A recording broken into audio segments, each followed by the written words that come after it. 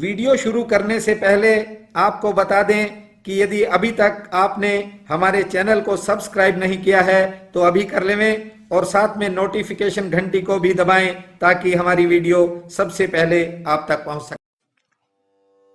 बंधुओं, निज धर्म कहता है कि ये जो जीवन है ये अलग अलग नहीं है। जीवन का सार एक है, जीवन का नियम एक है। हम सब जिस जीवन को संभाले हुए हैं उसमें फर्क केवल इतना है कि कोई व्यक्ति जहर को भी दवा बना रहा है और कोई व्यक्ति अमृत को भी जहर बना रहा है। ये जीवन परमात्मा का दिया हुआ जीवन है। इसे बेकार के झंझटों में मत गवाओ। बहुत मूल्यवान अवसर आपको मिला है।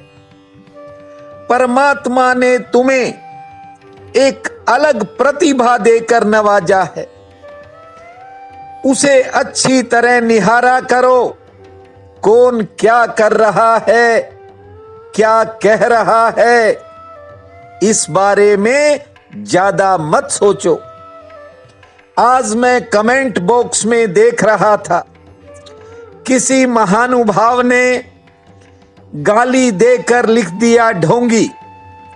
तो हमारे एक बहुत ही प्रिय MS रायकवार, बहुत पुराने इस परिवार के सदस्य हैं, उन्होंने उसे जवाब देते हुए कह दिया कि तू भी ढोंगी। बंधुओं, किसी के कहने से कोई ढोंगी नहीं हो जाता और किसी के कहने से कोई महात्मा नहीं हो जाता। सबकी अपनी अपनी सोच है, अपनी अपनी समझ है।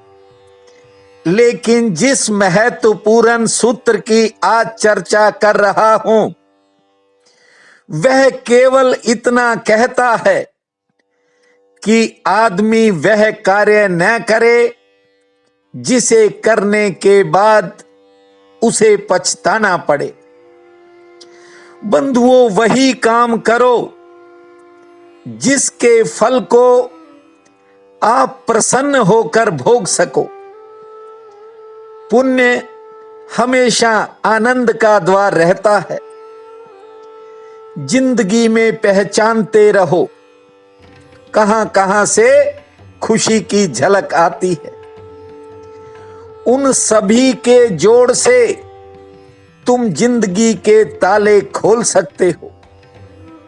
जहां से भी खुशी मिले समझ लेना कि परमात्मा ने आपकी तरफ झांका है। अगर तुम अपने सारे आनंद का निचोड़ निकाल लो तो तुम्हारे हाथ जिंदगी की चाबी आ जाएगी। बंधुओं, जो बातें बड़े बड़े वेद शास्त्रों को पढ़ने से आदमी नहीं समझ पाता, वे बातें कई बार जिंदगी में होने वाली घटनाएं समझा देती हैं। MS रायकवार, आप अपने जीवन में खुशी लाने की तरफ सोचो। जिसकी जैसी बुद्धि होती है वह उतना ही काम करती है। लेकिन मैं एक बात और आपसे कहता हूं, किसी की मुस्कुराहट को देखकर ये मत समझ लेना कि वह प्रसन्न है। यहां कुछ लोग अपने आंसुओं को छिपाने के लिए मुस्कुराते हैं। उन्हें डर लगता है कि अगर हंसे तो कहीं आंसू न निकल जाएं। सबका अपना अपना दायरा है सोच का और समझ का।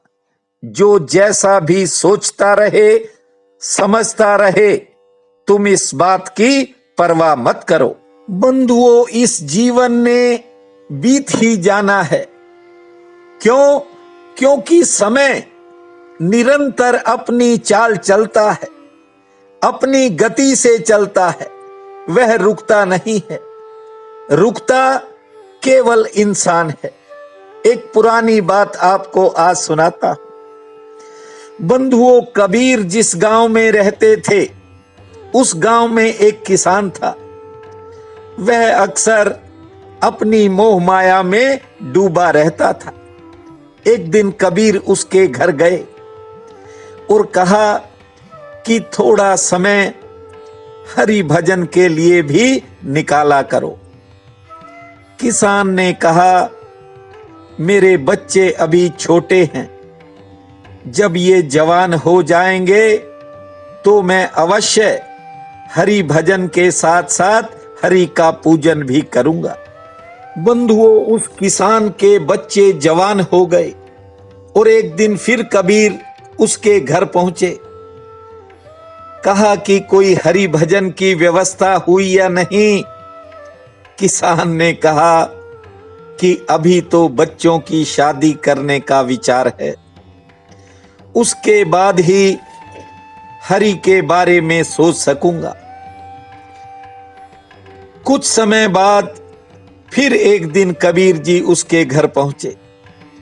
कबीर जी ने सोचा, देखूं शायद हरि भजन करने लग गया हो। लेकिन जब वे उसके घर पहुंचे तो किसान अपने पोते पोतियों को खिला रहा था। कबीर जी के पहुंचते ही उसने नमस्कार किया।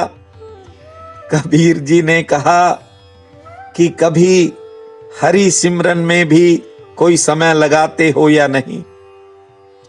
उस किसान ने कहा, ये मेरे पोते बड़े शरारती हैं, सारा दिन तंग करते हैं और पूरा दिन मुझे इनकी तरफ ध्यान देना पड़ता है और इसी कारण हरि भजन के लिए समय नहीं मिलता। बंधुओं, इसके बाद कबीर कई वर्षों तक उस किसान के घर नहीं गए। लेकिन न जाने क्यों एक दिन उनके मन में फिर आ गई और वे किसान के घर पहुंच गए। लेकिन इस बार किसान नहीं था, किसान का परिवार था, क्योंकि किसान का देहावसान हो गया था। बंधुओं, कहते हैं कबीर ने अंतर ध्यान लगाया, देखा कि किसान एक बछड़े के रूप में है। कारण ये था कि किसान के पास एक गाय थी, बड़ी प्यारी थी और किसान उस गाय से भी बड़ा प्रेम करता था। अब किसान एक बछड़े के रूप में आ गया है। बड़ा होने पर उसे हल में जोता गया और जब वह बूढ़ा हो गया तो उसे कोलू में जोता गया। बाद में जब वह किसी काम का नहीं रहा तो किसान के लड़कों ने ही उसे कसाई को बेच दिया। ध्यान से सुनना बंधुओं, कसाई ने उस बूढ़े बल्द के टुकड़े टुकड़े करके उसका मांस लोगों को बेच दिया और जो चमड़ा था वह नगाड़े बनाने वालों को बेच करके पैसा कमा लिया। अब नगाड़े बजाने वाले उसे ठोक ठोक कर बजाया करते थे। और कबीर जी ने जब किसान की यह हालत देखी तो जानते हो उन्होंने क्या लिखा था, क्या कहा था? बैल बने हल में जुते। ध्यान से सुनना, बैल बने हल में जुते, ले गाड़ी में दीन, तेली के कोलू रहे, पुनी घेर कसाई लीन। मांस कटा बोटी बिकी, चमड़न मढ़ी नकार, कुछ कुकरम बाकी रहे, तिस पर पड़ती मार।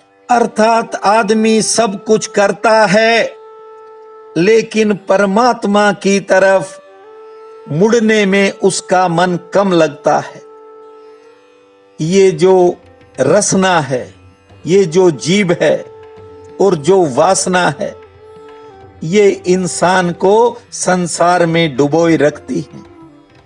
ऐसा नहीं है कि इनसे बाहर नहीं निकला जा सकता।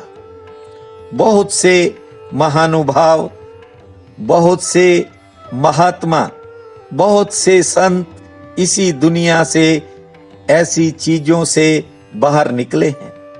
बंधुओं, ये दुनिया मन का खेल है और मन के कुछ नियम हैं। उनमें से एक नियम यह है कि जो चीज आदमी को मिल जाती है, आदमी का मन उसे भूलने लगता है। जो चीज मिल जाती है उसे आदमी भूल जाता है, क्योंकि जो पास है उसे भूल जाने की संभावना बढ़ने लगती है। मन तो उसी को याद करता है जो दूर हो। मन उसके लिए रोता है जो नहीं मिला। जो मिल गया उसे आदमी धीरे धीरे भूल जाता है। मन की आदत भविष्य में रहती है, वर्तमान में नहीं होती। इसलिए मैं कहता हूं कि जो वर्तमान समय है, आप उसमें थोड़ा समय परमात्मा के लिए, करुणा निधान के लिए, भूमा भगवान के लिए निकाला करो। मन के नियम को जितना जल्दी समझ जाओगे और जितना जल्दी तोड़ दोगे, उतनी जल्दी जीवन में जागरण हो जाएगा। बस पहले छोटी छोटी बातों को साधना सीखो। आपका भविष्य अपने आप सध जाएगा। और रोने चिल्लाने से कुछ नहीं होता। यदि होता तो अब तक बहुत कुछ हो गया होता। बंधुओं, उस करुणा निधान ने प्यास से पहले जल निर्मित किया। बस आप अपनी प्यास को जगाओ। सरोवर आपके आसपास ही है। और यदि आपकी प्यास सघन हुई तो निज धर्म की एक बात को याद रखना, सरोवर खुद ही तुम्हें खोजता हुआ तुम्हारे तक चला आएगा। प्रिय बंधुओं व मातृदेवी शक्तियों, आज 13 मई दिन बुधवार है। आप सबको मेरा नमस्कार है। आज का उपाय इस प्रकार है। आज ज्येष्ठ कृष्ण पक्ष की षष्ठी है। बहुत बड़ा पुण्य काल रहेगा। उठते ही धरती मां को प्रणाम करना और फिर 5 मिनट तक बैठकर लंबी सांसें खींचना। नहा धोकर गणेश जी भगवान की पूजा करना, फिर सूर्य नारायण भगवान को जल अर्पित करना और आज किसी भी तरल पदार्थ को पुण्य में लगाना। पशुओं को रोटी डालना। शाम को गणेश जी के सम्मुख एक ज्योत जलाना। भूमा गण गणपते नमः, भूमा गण गणपते नमः, भूमा गण गणपते नमः। इस महामंत्र को जपना। समय शुभ रहेगा। आपका बहुत बहुत धन्यवाद।